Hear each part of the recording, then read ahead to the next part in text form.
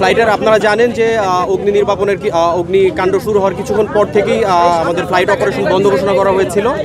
এর বর্তমানে এটা করা হয়েছিল আমাদের বিমানবন্দরের সকল যাত্রী এবং এয়ারক্রাফট এবং সকল সবার সার্বিক নিরাপত্তার কথা চিন্তা করে।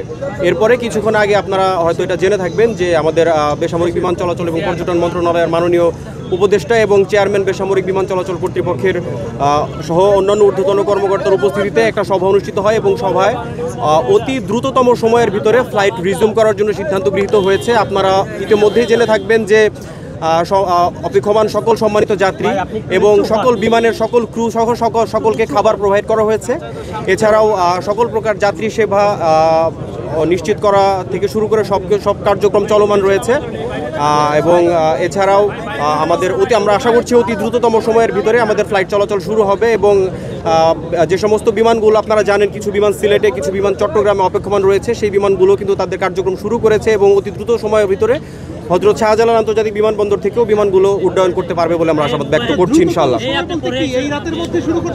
অবশ্যই আমরা চেষ্টা করছি ইনশাআল্লাহ আগামী 30 মিনিট থেকে 1 ঘন্টার ভিতরে আমরা ফ্লাইট চলাচল রিজিউম করতে পারবো ইনশাআল্লাহ। এই ব্যাপারে আমরা আশাবাদী। এই আগুন তো এখনো পুরোপুরি নির্বাপন হয়নি, তারপরে কি সম্ভব হবে ফ্লাইট পরিচালনা করা? আপনারা জানেন যে কার্গো সেগমেন্টটা কিন্তু সম্পূর্ণ আলাদা এয়ারক্রাফট থেকে, বিমান চলাচলের জায়গা থেকে কিন্তু কার্গো সেগমেন্টটা আলাদা।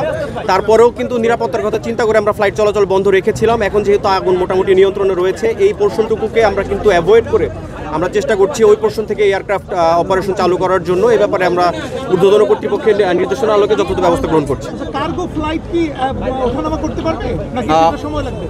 এই ব্যাপারে একটু হয়তো সময় লাগবে বা এই ব্যাপারে আসলে এখনো কোনো সিদ্ধান্ত গৃহীত হয়নি। পরবর্তীতে কোনো সিদ্ধান্ত গৃহীত হলে আমরা আপনাদেরকে জানাতে পারবো ইনশাআল্লাহ। কার্গো ফ্লাইট বলতে আপনারা জানেন যে আমাদের কিছু কার্গো ফ্লাইট কিন্তু স্কেডিউলড। সো শিডিউলের ভিতরে কোনো কার্গো ফ্লাইট আমাদের সামনে থাকলে আমরা এই ব্যাপারে চিন্তা ভাবনা করে দেখব ইনশাআল্লাহ।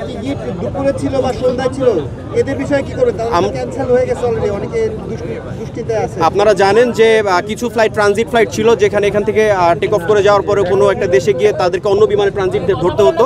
এই ধরনের ফ্লাইটগুলো যেগুলো ক্যান্সেল হয়েছে সেই ব্যাপারে এয়ারলাইন্স এবং সিভিল এভিয়েশন কর্তৃপক্ষ কিন্তু কোঅর্ডিনেশন করার চেষ্টা করছে। এছাড়াও যে ফ্লাইটগুলোতে এখনও ট্রানজিট ধরা সম্ভব সেই ফ্লাইটগুলোকে কিন্তু আমরা প্রায়োরিটি বেসিসে আমরা ওই ফ্লাইটগুলো আগে টেক অফ করানোর ব্যাপারে আমরা চেষ্টা করে যাচ্ছি ইনশাল্লাহ। আমি ফ্লাইট লেফটেন্যান্ট আবু ওয়াক্কাস হৃদয়, আমি হযরত শাহজালাল আন্তর্জাতিক বিমানবন্দরের এভিয়েশন সিকিউরিটি বিভাগে কর্মরত রয়েছে। এটা এখনো আসলে আপনারা জানেন যে সম্পূর্ণভাবে আগুন আমরা নিয়ন্ত্রণে এখনো পর্যন্ত ইউসি fire service still working, Bangladesh বিমান বাহিনী, Bangladesh fire service, civil defence, RAB থেকে শুরু করে সবাই কাজ করে যাচ্ছে। এইটা সবার কাজ একসাথে শেষ হলে দেন আমরা অ্যাকুমুলেট করে আমরা আপনাদেরকে একটা ফলাফল জানাতে পারবো ইনশাআল্লাহ।